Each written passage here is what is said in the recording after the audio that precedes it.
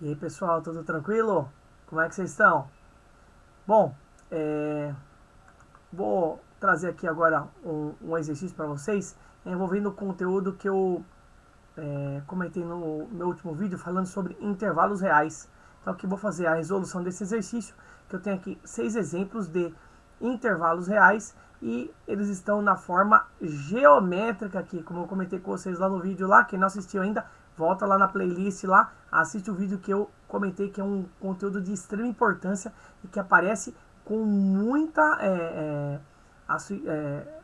muitas situações da matemática, todos eles envolvendo inequações. Então, se você vai resolver algum tipo de inequação, seja ela modular, inequação quociente, inequação produto, inequação simultânea, ou também até algumas condições de existência envolvendo exponencial e logarítmico, que vai função logarítmica ou definição mesmo de logaritmo, para saber se os valores de x que você encontra na solução podem ser utilizados no conjunto de solução.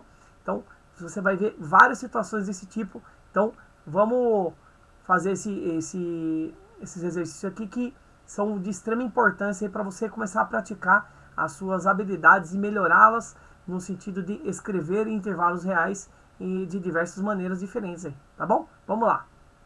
Aqui, ó, primeiro intervalo. O primeiro intervalo, ele está me dizendo que eu estou trabalhando com valores que estão na minha reta, essas retas que são todas retas reais, que estão entre menos 5 e 7, tá bom?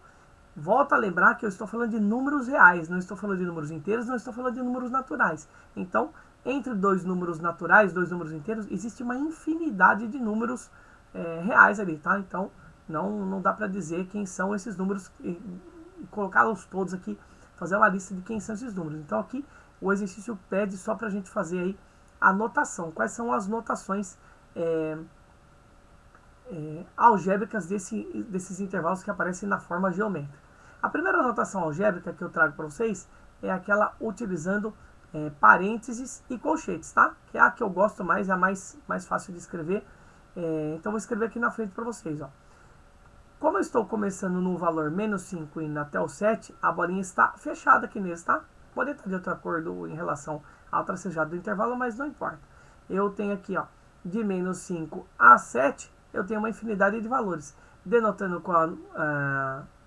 algebricamente com a notação de colchetes e parênteses, como as bolinhas estão fechadas, eu vou usar o colchete aqui no menos 5, porque eu estou abraçando o menos 5, e vou até o 7 também utilizando o colchete, tá? Posso usar essa daqui ou posso usar a notação do share, que é o que? X pertence a R. Eu odeio falar esse share, mas eu falo porque para vocês é bem natural e o que importa para vocês é que fique natural, que você entenda e saiba e lembre dele na hora de fazer, tá? X pertence a R, tal que os meus valores de x vão do menos 5 menor ou igual a x menor ou igual a 7, tá bom? Não lembra dessa anotação? Volta lá na playlist, assiste o vídeo. Lá no comecinho do vídeo eu fiz um resuminho bacana para você saber quando que você usa parênteses, quando que você usa colchete, quando a bolinha é aberta, quando a bolinha é fechada e quando aqui na anotação do share você usa o símbolo de menor igual ou estritamente menor ou estritamente maior, tá bom? Volta lá e assiste porque é importante que você saiba para você entender o que eu estou escrevendo aqui. Depois, próximo intervalo, ó, começa no 2, bolinha aberta e vai em direção ao lado positivo infinito. Então, começa no 2 com aberto, só aqui, ó, 2, usando parênteses, e aí vai em direção ao lado positivo infinito. Então, mais infinito, que eu não sei quem é, então eu uso o símbolo de esse 8 deitado aqui, e aí eu coloco o parênteses aqui, porque eu não posso incluir alguém que eu não sei quem é. Notação do share também vale aqui, ó, x pertence a R, tá? X pertence a R, tal que o meu x aqui, no caso, é maior do que o 2. São todos os números reais, ó, são todos os números reais, o x pertence à reta, ao conjunto R, tal que ele é maior do que o 2, tá bom? Próximo intervalo, começa lá no lado esquerdo, não diz aqui quem é o extremo, então se começa lá do lado esquerdo é o menos infinito. Como menos infinito, eu uso a notação do 8 deitado, com o símbolo negativo aqui do lado, e a notação de parênteses. E vou até o 1 aqui, ó. A bolinha está fechada, então eu uso o colchetão aqui para abraçar esse 1, para dizer que eu quero ele no meu intervalo, porque a bolinha é fechada, o menos 1 no caso aqui, né? Ele está incluso no meu intervalo. Notação de outra forma de denotar isso aqui algebricamente, x pertence a R, padrão, tal que os meus valores de x estão atrás do menos 1. Se estão atrás do menos 1, esse meu x aqui é menor ou igual do que menos 1. Tá bom? Menor ou igual que menos 1. Como ele fez esse menor ou igual aqui, eu vou apagar ele e fazer de novo, tá? Aqui, ó. X menor ou igual a menos 1. Tá ok? X menor ou igual do que menos 1. Tá bom? Depois, na minha notação do próximo intervalo, eu tenho uma fração aqui, representando o início do intervalo, com bolinha aberta, e vai até o 6, número inteiro, com bolinha fechada. Então, parênteses naquela minha fração, parênteses aqui na minha fração, 5 sobre 2, e vou até o 6, a bolinha está fechada, então eu uso o colchetão nele, tá bom? Notação de intervalo, os meus valores de x estão nesse pedacinho aqui, ó, tá bom? Eles estão entre dois números aqui, ó, nesse pedacinho. Então, toda vez que ele estiver entre dois números, você pode usar isso aqui também para escrever, tá? Vou escrever de uma forma diferente, mas você vai perceber que é bem prático você escrever dessa forma, se você não está acostumado ainda. Então, você escreve aqui a primeira fração, no caso, o primeiro extremo do intervalo, coloca o x aqui no meio e coloca o 6 aqui, que é o segundo valor do intervalo. Tá vendo que eu não coloquei o símbolo aqui ainda? Mas toda vez que o x estiver entre dois números, você pode usar o símbolo de menor aqui, menor aqui. Caso o número esteja incluso, que no caso do menos 6, você põe o menor ou igual, tá bom? Sempre o x no meio dos dois extremos, com o símbolo de menor. E aí, caso um dos extremos esteja incluso, você coloca o símbolo de igual nesse símbolo de menor, tá bom? Próximo intervalo, dois números irracionais, ó, o menos raiz de 3 e o raiz de 6. Não importa, dois números irracionais são números reais, vale da mesma forma. Só que agora, ó, igual ao primeiro exemplo dos menos 5 e do 7, as duas bolinhas estão pintadas aqui, ó.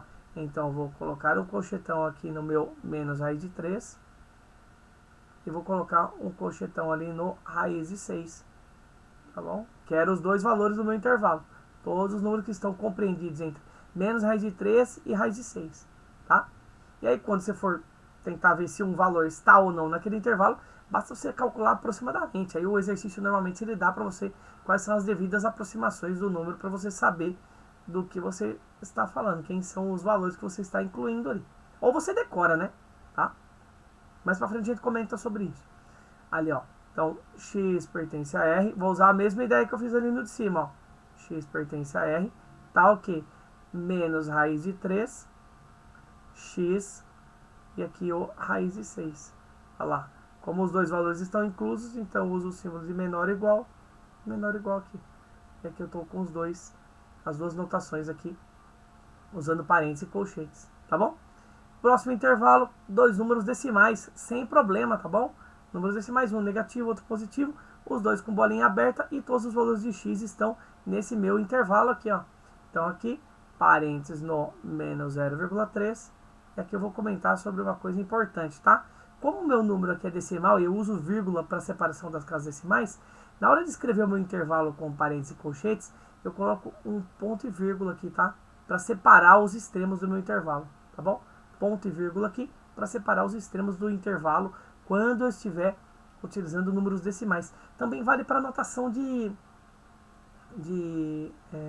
um ponto no plano cartesiano, onde você tem as duas coordenadas, o x e o y. Se esses números forem escritos com vírgula, forem números decimais, você usa a separação com ponto e vírgula para separar o x do y, ou a abscissa da ordenada, como queiram falar, tá bom? Então aqui, ó, menos 0,3, ponto e vírgula, 4,1 aqui pro extremo do meu intervalo, que também não está incluso. Notação de parênteses e colchetes, tá feita ali, com parênteses. Agora vem o share. X pertence a R, tal que o meu valor menos 0,3 não está incluso, menor que ele, menor que o 4,1. Certo? Tá aqui mais um exercício feito para vocês, agora envolvendo o conteúdo sobre intervalos reais. Espero que tenham gostado, que tenham entendido. Não Entendeu? Comenta, pede para mim fazer algum outro exercício, algum outro exemplo aí nos comentários que eu trago para vocês. Lembrando que o meu trabalho é alimentado pelos comentários de vocês e pelo que vocês vão me pedindo.